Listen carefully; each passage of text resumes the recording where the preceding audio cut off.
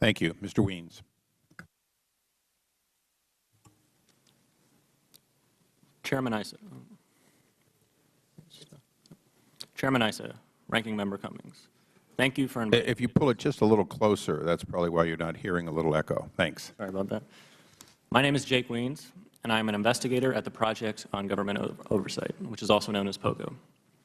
From POGO's perspective, the Inspector General system is an essential component of a well-functioning federal government. IGs identify billions of dollars in cost savings every year. They conduct investigations that hold government officials and contractors accountable for misconduct, and they help to evaluate the effectiveness of government programs and policies. Because POGO considers IGs to be so incredibly important, we regularly undertake efforts to strengthen and improve the IG system as a whole. Some of those efforts have focused on giving IGs the tools to be more independent, and other efforts have focused on the necessity of holding IGs themselves accountable for misconduct and poor performance.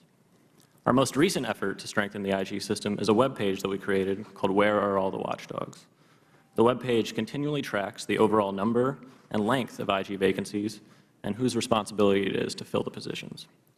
POGO created the IG vacancy tracker because we firmly believe that the effectiveness of an IG office can be diminished when that office does not have permanent leadership. IG offices that are led by permanent IGs have a number of structural advantages over IGs that are led by acting IGs.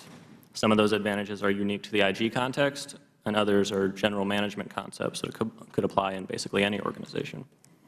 One structural advantage of permanent IG leadership involves independence.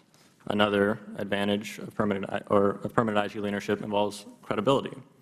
Both of those qualities can have a huge determinant on the effectiveness or lack thereof of a particular IG office. As of today, 10 of the 73 statutory IG positions are vacant. Some of the positions have been without permanent leadership for years on end, while others only recently became vacant. Although the overall number of IG vacancies is important, the context surrounding particular vacancies is necessary to truly understand the implication of that vacancy. IG positions can become vacant for a variety of reasons, some of which are troubling, while others are completely appropriate.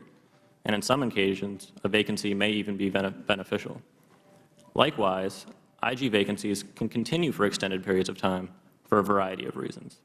It's useful to look at some of the current vacancies to understand how they began, why they have continued, and what the implications of those vacancies might be. The State Department IG has now been vacant for 1,576 days, which is over 4 years. The position first became vacant when State's most recent permanent IG, Howard Krongard, resigned amid allegations that he had been blocking criminal investigations into contractors operating in Iraq. The initiation of that vacancy created an opportunity to fill that position with a highly qualified and well-respected permanent IG who could restore credibility to that IG office. But that opportunity has not been realized, as the position has remained vacant without a nominee since the last year of the Bush administration. The Corporation for National and Community Service IG position has now been vacant for 1,064 days. The position first became vacant in June 2009 when President Obama removed CNCS's most recent permanent IG, Gerald Walpin, under controversial circumstances. Since Walpin's termination, the Obama administration has nominated 2 candidates for the position. The first was nominated in February 2010, but his nomination has since been withdrawn, and the second was nominated in November 2011 and has been awaiting Senate confirmation for 177 days.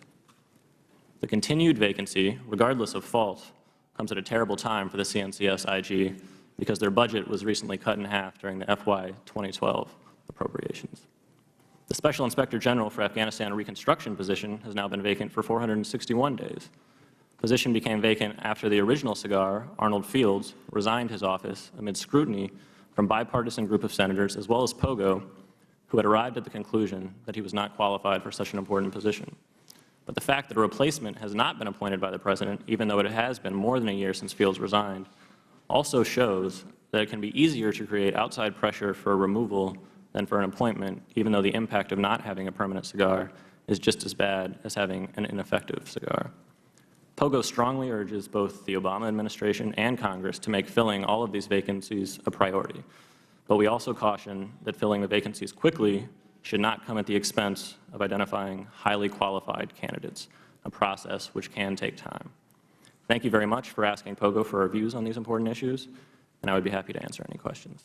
Thank you. Before I recognize myself, I'd ask unanimous consent that 2 letters from Congressman Chaffetz, one to President Obama dated February 9, 2012, and one from also to President Obama dated May 17, 2011, be placed in the record, both related to these vacancies. Without objection, so ordered.